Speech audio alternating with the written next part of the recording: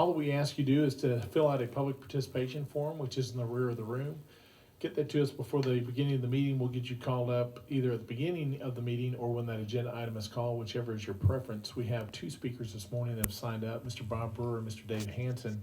Mr. Brewer, you want to speak about the item 11H, the law librarian. Do you want to come on up?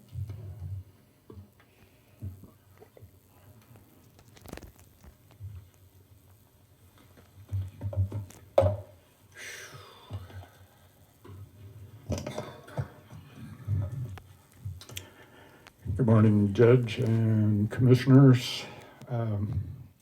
Thanks again for this opportunity to speak on item 11H. I'm going to reference the librarian and the law books in the library. This is the first one that you will find. And interestingly enough, I was able to get the Attorney General's opinion on what I'm about to speak of. The law librarian, in theory, might be the most important position of all county government, or any government in America for that matter. For in that position, the librarian has the opportunity to interact with patrons who may have missed the most important law offered or omitted from their education. The most important law in the millions of pages of law in every law library in America. What is this most important law? Just like the Bible, the first sentence on page 1 of this book refers to the same subject as the first sentence of the Bible.